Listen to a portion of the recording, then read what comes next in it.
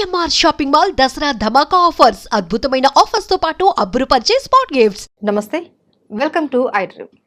చాలా మందిలో ఛాతిలో మంట, పుల్లటి త్రేంపులు, ఇలా కాకుండా ఇంకా గ్యాస్ట్రిక్ ప్రాబ్లమ్స్ ఇలా ఎక్కువగా వస్తూ ఉంటాయి. అయితే దీనికి సొల్యూషన్ ఏంటి? ఎన్నో మెడిసిన్స్ వాడుతూ ఉంటారు. మార్నింగ్ లేవగానే పొరకడుపున వాడే మెడిసిన్స్తో కూడా మీకు ఎటువంటి ఫలితం లేకపోవచ్చు. అయితే వీటన్నిటికీ కూడా వంటింటి చిట్కాలతో మనం ఎలా సొల్యూషన్ తీసుకోవాలి అన్న దాని గురించి చక్కగా వివరించడానికి మనతో పాటు ఉన్నారు ప్రముఖ ఆయుర్వేద వైద్య నిపుణులు, వంటింటి చిట్కాలలో చాలా ఫేమస్ ఆయన. ఈ పాటికి మీకు అర్థమైపోయి ఉంటుంది. ఆయనే చిట్టుబట్ల మధుసూదన్ శర్మ గారు. వారితో మాట్లాడి అసలు ఈ గ్యాస్ట్రిక్ ప్రాబ్లమ్స్కి ఎలాంటి సొల్యూషన్ చెప్తారు అన్నది అడిగి తెలుసుకుందాం. నమస్తే సార్. సార్, గ్యాస్ట్రిక్ ప్రాబ్లం అన్నది ఇప్పుడు చిన్నపిల్లలు కూడా మాకు ఛాతిలో మంట వచ్చేస్తుంది, పుల్లగా తేన్పులు వస్తున్నాయి, ఏం తినలేకపోతున్నాము అనేసి చెప్తూ ఉంటారు. అయితే గ్యాస్ట్రిక్ ప్రాబ్లం రావడానికి మెయిన్ రీజన్స్ ఏంటి సార్? గ్యాస్ట్రిక్ ప్రాబ్లమ్స్ రావడానికమ్మా టయానికి ఫుడ్ తీసుకోకపోవడము, కాఫీ టీలు ఎక్కువ తాగడము, junk foods, fast foods, bakery foods ఎక్కువ తీసుకోవడము, రాత్రి ఎక్కువసేపు నిద్ర మేలుకోవడము, మోషన్ను బలవంతంగా ఆపుకోవడము, తర్వాత మల విసర్జన సరిగ్గా చేయకపోవడము, అంటే కాన్స్టిపేషన్ ప్రాబ్లమ్ అమ్మా. సో ఇలాంటివి అనేక రకాలైనటువంటి కారణాల వల్ల ఈ గ్యాస్ట్రిక్ ట్రబుల్ వస్తుంటుందమ్మా. ఈ గ్యాస్ట్రిక్ ట్రబుల్ సమస్య ఉన్నటువంటి వాళ్ళలో అందరిలో అన్ని లక్షణాలు ఒకే రకంగా ఉండవమ్మా. కొందరిలో ఒక్కొక్క రకమైనటువంటి లక్షణాలు ఉంటాయి. కొంతమందికి తేపుల రూపంలో ఈ యొక్క సమస్య ఇబ్బంది పెడుతూ ఉంటుంది, కొంతమందికి కడుపు ఉబ్బరంగా ఉంటుంది, కొంతమందికి వాంతి వచ్చినట్లు ఉంటుంది, కొంతమందికి తల బరువుగా ఉంటుంది, కొంతమందికి మోషన్ ప్రాబ్లం ఉంటుంది, కొంతమంది కడుపులో మంట ఉంటుంది, కొంతమంది కడుపులో ఏదో రాయి పెట్టినట్లు అనిపిస్తూ ఉంటుంది. ఇలా వివిధ రకాలైనటువంటి లక్షణాలు కలుగుతుంటాయమ్మా. మరికొంతమందికి అయితే ఈ ప్రభావం చేత అంతుబట్టని సమస్యలమ్మా, అంటే కీళ్ళ నొప్పులు, మోకాళ్ళ నొప్పులు, తర్వాత నడుము నొప్పి, భుజం నొప్పి, తలనొప్పి, ఇలాంటి వివిధ రకాలైన నొప్పులు కూడా కలుగుతుంటాయమ్మా. అలాంటి వాళ్ళలో ఏ పరీక్ష చేసినా ఏముండదమ్మా, పరీక్షలు చేయించుకుంటారు కానీ నార్మల్గా ఉంటాయి, సమస్య మాత్రం ఇబ్బంది పెడుతూ ఉంటుంది. గ్యాస్ట్రిక్ ట్రబుల్ సమస్య తగ్గిపోతే కానీ అవి తగ్గిపోవమ్మా. సో అట్లా కొంతమంది ఉంటారమ్మా. ఏది ఏమైనప్పటికీ మీరు అన్నట్లు ఈవెన్ ఒక్కొక్కసారి పరిగడుపున మింగే మాత్రలు కూడా మండి పడతాయమ్మా. కొన్నాళ్ళ పాటు వాడేసరికి అవి కూడా మాకు సాధ్యం కాదని చెప్పేసి మండి పడితే ఆ టాబ్లెట్స్ మార్చుకోవడము, వాటి యొక్క డోస్ పెంచుకోవడము చేసుకునేటువంటి పరిస్థితి ఏర్పడుతుందమ్మా. దీర్ఘకాలికంగా అలాంటి కృత్రిమ ఆధునిక రసాయన ఔషధాలు వాడడం ఏమాత్రం క్షేమదాయకం కాదమ్మా. కాబట్టి సేఫ్టీగా ఉన్నటువంటి క్షేమదాయకమైనటువంటి సైడ్ ఎఫెక్ట్స్ అయినటువంటి మందులు వాడుకోవడం మంచిదమ్మా, ఆహార ఔషధాలు. అందుకే అంటే సార్, మన కడుపు చల్లగా ఆరోగ్యంగా ఉంటేనే మనం ఆరోగ్యంగా ఉంటాము అనేసి చెప్తూ ఉంటారు. ఎగ్జాక్ట్లీ.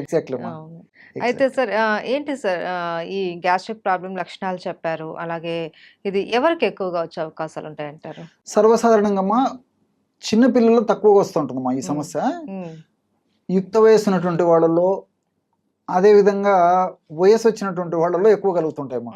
యుక్త వయసు వచ్చిన వాళ్ళలో వీళ్ళకేమంటే ఆ వయసు ప్రభావం చేత ఆహారం సరిగ్గా టయానికి తినకపోవడము, ఈ ఫాస్ట్ ఫుడ్స్, జంక్ ఫుడ్స్, తర్వాత కొద్ది శాతం మందిలో ఈ ఆల్కహాల్, స్మోకింగ్ ఇలాంటివన్నీ కారణాలమ్మా. రాత్రి ఎక్కువసేపు నిద్ర మేల్కొంటుంటారు. ఇలాంటి కారణాల వల్ల చాలా వరకు యుక్త వయసు వాళ్ళలో కలుగుతుంటాయమ్మా. అదేవిధంగా చిన్నపిల్లల విషయానికి వస్తే వీళ్ళకు చాలా మందికి ఆ చిన్నపిల్లలకు ఆకలి తెలియదమ్మా. కాబట్టి ఆకలి తెలియక సరైనటువంటి ఆహారం సరిగ్గా తీసుకోలేకపోవడం చేత, తెలిసి తెలియక వాళ్లకు ఈ యొక్క సమస్య వస్తుంటుంది. రెండోది ఏంటంటే చిన్నపిల్లలు ఈ జంక్ ఫుడ్స్ అవి ఎక్కువ తీసుకుంటుంటారమ్మా. దీనివల్ల కూడా ఈ గ్యాస్ట్రిక్ ట్రబుల్ సమస్యలు వస్తుంటాయి. అట్లే వయసు వచ్చినటువంటి వాళ్ళు చూసినట్లయితే వయసు వచ్చిన తర్వాత ఏదో ఒక సమస్య చుట్టుముట్టి ఇబ్బంది పెడుతూ ఉంటుందమ్మా, ఏదో ఒక రకమైనటువంటి అనారోగ్యం. ఉదాహరణకి మనం 10 మందిని మనం గమనించినట్లయితే 50 సంవత్సరాలు దాటినటువంటి వాళ్ళలో, అలాగే చెప్పుకుంటూ పోతే ఈ రోజు 40 సంవత్సరాలు దాటినటువంటి వాళ్ళలో ఏదో ఒక సమస్య, అనారోగ్య సమస్య, ఏదో ఒకటి మాత్రం వేసుకుంటుండాల్సిందే, ఆ రోజును గడుపుతుండాల్సిందే. సో ఈ విధంగా వయస్సు పెరిగే కొద్దీ, వయస్సు వచ్చే కొద్దీ వ్యాధుల తాకిడి ఎక్కువైపోతుందమ్మా. వ్యాధుల తాకిడి ఎక్కువైపోద్ది, మందుల వాడకం ఎక్కువైపోతుంది. మందుల వాడకం ఎక్కువైపోద్ది, ప్లస్ ఉన్న మైనస్లు జాస్తి అయిపోతాయి. ఆ మైనస్లలో ఇది ఒకటమ్మా గ్యాస్ట్రిక్ ట్రబుల్. సో వాళ్ళు చాలా సఫర్ అయిపోతుంటారు అనమాట. ఆహారం కంటే మందులు జాస్తి అయిపోయేటువంటి పరిస్థితి అయిపోతుంది. సంచి నిండా మందులతోనే కడుపు నింపుకోవాల్సిన పరిస్థితి ఏర్పడుతుంది. దీనివల్ల ఈ యొక్క జీర్ణ వ్యవస్థ అంతా అతలాకుతలమైపోయి వివిధ రకాలైనటువంటి గ్యాస్ట్రిక్ ట్రబుల్ సమస్యలు వస్తుంటాయి. కాబట్టి అందరికీ వస్తాయి, కానీ ఒక్కొక్కరికి ఒక రకమైనటువంటి కారణాల వల్ల లక్షణాలు కూడా ఒక్కొక్క విధంగా ఉంటుంటాయమ్మా. అయితే కారణాలు ఏవైనా సరే సార్, ఈ ప్రాబ్లమ్ అన్నది చాలా సివియర్‌గా ఉంటుంది. చాలామంది ఇబ్బంది పడిపోతూ ఉంటారు. అలాంటప్పుడు ఏం చేయాలి సార్? మనకు వంటింట్లో దొరికే చిట్కాలేంటి? దీనికమ్మా అన్నీ మనకు తెలిసినట్టే అమ్మా. హ్మ్. కానీ ఇందులో ఇంత అద్భుతమైనటువంటి ఔషధ గుణాలున్నాయా? ఇంత రిజల్ట్స్ వస్తున్నాయని చెప్పేసి ఆశ్చర్యం వేస్తుందమ్మా. మనం వాడి చూస్తే గాని తెలియదనమాట దాని హ్మ్. ఫలితము. హ్మ్. కేవలం 3 ఆహార ఔషధాలమ్మా. ఓకే. జీలకర్ర, ధనియాలు, సోంపు గింజలు. హ్మ్. ఎక్కడ ఏ వేలు ఖర్చు పెట్టాల్సిన అక్కర్లేదమ్మా. అవును. అద్భుతమైనటువంటి ఔషధం. హ్మ్. ఈ 3 పదార్థాలు ఒక్కొక్కటి 50 గ్రాములు తీసుకోవాలమ్మా. హ్మ్.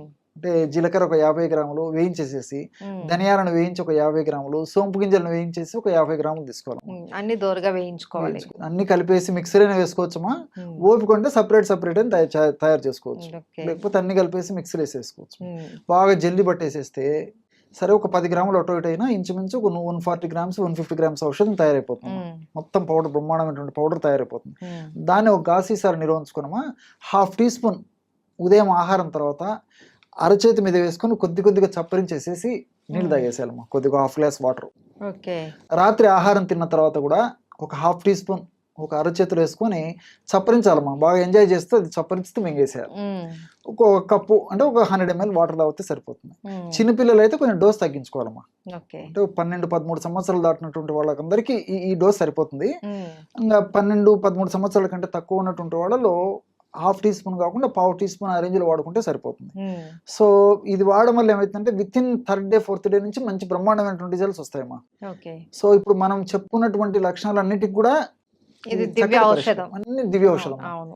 ఇన్ని లక్షణాలు చెప్పాం కదమ్మా. అవును. ఏ లక్షణాలు కానివ్వండి, గ్యాస్ట్రిక్ ట్రబుల్ అంటే కేర్ ఆఫ్ అడ్రస్ ఇదే. హ్మ్. అంత అద్భుతంగా పనిచేస్తుంది అనమాట. హ్మ్. సో మనము ఆధునికంగా ఆలోచించినట్లయితేమా, ఇప్పుడు జీలకర్రలో థైమాల్ అనేటువంటి రసాయన పదార్థము, క్యుమినాల్డిహైడు, ఎపిజెనిన్, ఇలాంటి ల్యూటియోలిన్ అనేటువంటి అనేక రకాలైన రసాయన పదార్థాలు ఉన్నాయమ్మా. హ్మ్. ఇవన్నీ కూడా ప్రత్యక్షంగా పరోక్షంగా గ్యాస్ట్రిక్ జ్యూసెస్ని పెంచేందుకు ఉపయోగపడతాయి. తర్వాత బైల్ జ్యూస్ అమ్మా. బైల్ జ్యూస్ బాగా ఉత్పత్తి అవుతూనే బాగా ఆకలి అవుతుంది, జీర్ణశక్తి బాగా జరుగుతూ ఉంటుంది. హ్మ్. సో బైల్ జ్యూస్ బాగా ఉత్పత్తి అయ్యేందుకు ఈ జీలకర్రలో ఉన్నటువంటి ఇలాంటి అనేక రకాలైన రసాయన పదార్థాలు ఉపయోగపడతాయి. అట్లే ధనియాల్లో కొరియాండ్రాల్ అనేటువంటి రసాయన పదార్థము, ఇలాంటి రసాయన పదార్థాలు కూడా ఈ జీర్ణ వ్యవస్థలో వచ్చేటువంటి వివిధ రకాలైనటువంటి గ్యాస్ట్రిక్ ట్రబుల్ సమస్యలకు ఉపయోగపడతాయమ్మా. హ్మ్. అంటే సోంపు గింజలమ్మా. హ్మ్. సోంపు గింజలో ఎనథాలు, తర్వాత ఫైబరు ఇలాంటి రసాయన పదార్థాలు ఉంటాయమ్మా. హ్మ్. ఎనథాల్ అనేటువంటి ఈ రసాయన పదార్థము మనం తీసుకున్నటువంటి ఆహార పదార్థాలు పులవకుండా చేస్తాయి, బాగా జీర్ణమయ్యేటట్టు చేస్తాయి. తర్వాత చక్కగా విసర్జన అంటే వేస్ట్ పదార్థం త్వరగా విసర్జింపబడేదానికి కూడా ఎనథాల్ అనేటువంటి పదార్థం ఉపయోగపడతాయమ్మా. హ్మ్. అదేవిధంగా ఫైబర్. హ్మ్. ఈ ఫైబర్ కూడా మోషన్ ఫ్రీ అయ్యేందుకు ఉపయోగపడుతుంది. అవును. ఆహార పదార్థం పులవకుండా ఉపయోగపడుతుంది. హ్మ్. అందులో మనకు తీసుకునేటువంటి ఆహార పదార్థాలమ్మా, ఇటువంటి ఆహార పదార్థాల్లో ఫైబర్ ఎక్కువగా ఉన్నటువంటిది ఈ సోపులోనేమా. హ్మ్.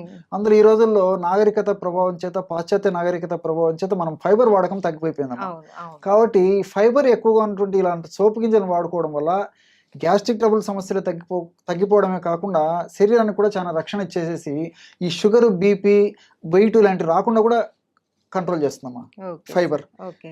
సో ఇలా అంతేకాకుండా ఇందులో ఉన్నటువంటి పాలిఫినాల్స్ అనేటువంటి ఒక రసాయన పదార్థాలు కూడా ఈ రక్తనాళాల్లో ఫ్యాట్ వల్ల, కొలెస్ట్రాల్ వల్ల, తర్వాత ఈ ప్లేట్లెట్స్ వల్ల పూడికలు ఏర్పడకుండా కూడా ఉపయోగపడతాయమ్మా హ్మ్. ఈ పాలిఫినాల్స్. హ్మ్. సో మనం వాడేది గ్యాస్ట్రిక్ ట్రబుల్ అయినప్పటికీ గ్యాస్ట్రిక్ ట్రబుల్ వల్ల వచ్చేటువంటి సమస్యలు తగ్గిపోతాయి.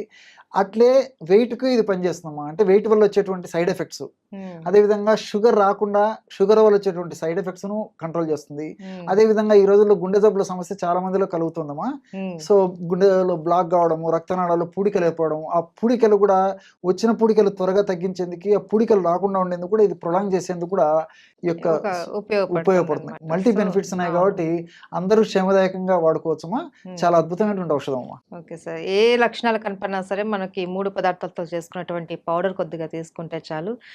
చాలా చక్కటి రిలీఫ్ అయితే మనకు దక్కుతుంది. డెఫినెట్ అమ్మా. Right. Thank you so much sir. నమస్తే.